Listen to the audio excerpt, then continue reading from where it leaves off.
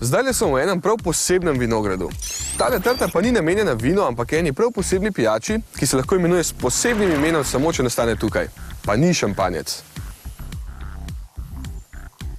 Ampak se bom še vrnil k tistim užitkom. Najprej si moja pozornost zasluži en avtomobil, ki je vsaj tako poseben kot steklenica prestižne pijače. Če ne še bolj. Peugeot RCZ Asphalt Edition. Samo 800 so jih naredili in ne morete ga več kupiti. Ja, očitno so kupce tale posebna mat barva, ekstra platišča in bogata oprema čisto navdušili. Ampak ne bojte se, Peugeot pripravlja nove posebne različice in čez kakšno leto ga bodo celo malo osvežili. Pa ne vem zakaj, ker izgleda fantastično. Nič mu ne manjka. Tudi če mu zlobni jeziki očitajo podobno z Audijem TT, se meni zdi še vedno dovolj poseben. TT recimo nima takšne strehe Double Bubble ali pa tako velikega leva. In verjetno še nikoli ni bil parkiran pred tole vilo, v kateri je stanoval Remy Martin.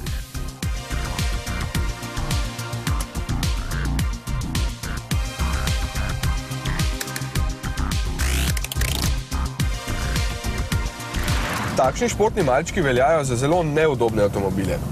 Ker sem imel sam med počitnicami pred novo sezono oddaje preveč časa, sem se enostavno rekel, zakaj pa se ne bi odpeljal nekam daleč, da vidim, če je res tako grozno. Pa sem šel. Najprej do Avstrije, pa je bilo preblizu. Pa sem šel naprej do Švice in je prehitro minilo. In naprej čez Francijo, vse do sem.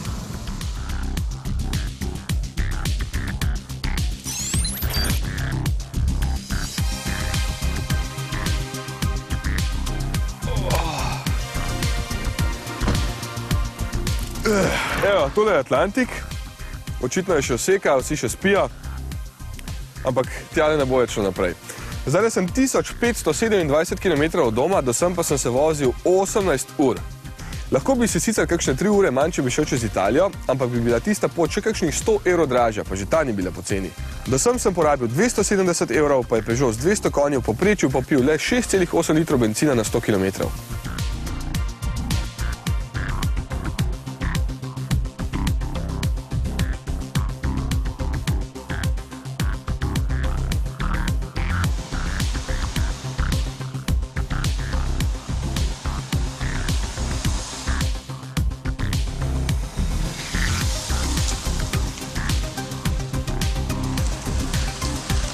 Ko sem se peljal nazaj proti domu, pa sem naletel na eno mesto z zelo zanimivim imenom. Konjak.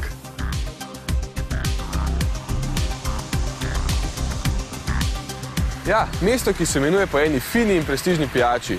Oziroma, pijača se imenuje po mestu. Ampak, ker je volan avtomobilistična oddaja in ker volani in alkohol ne greste skupaj, se bom bolj posvetil konjaku, ne konjaku.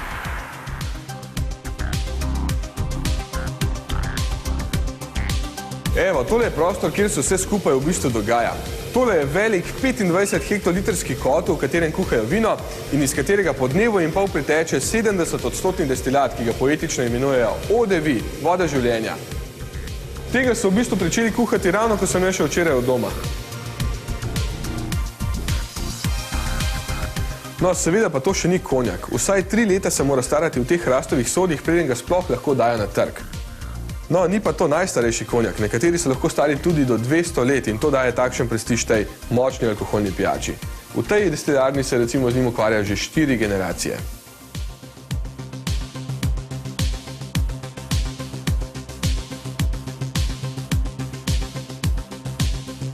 A boš ti pelil? Ok. Saj veste, alkohol in volan ne gresta skupaj.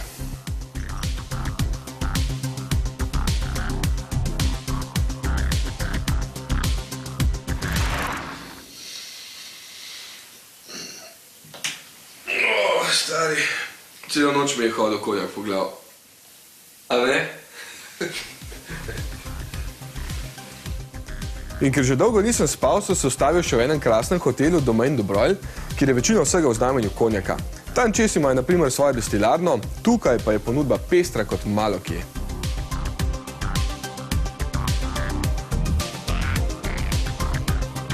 V mestu se odraža bogata zgodovina, ki je posledica živahnega trgovanja. Nekoč so tu trgovali s soljo, kasneje z vinom, danes pa tu poteka proizvodnja konjaka, ki ga lahko tako imenujejo samo oni. Pri nas mu recimo rečemo vinjak.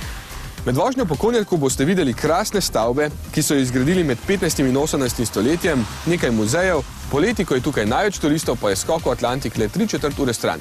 Sam pa sem seveda poiskal še eno fino cesto, kjer tudi RCZ lahko zadiha s polnimi pljuči. Našel sem jo južno od Konjarka, kjer raste trta, le tale megla je malo kazila razgled.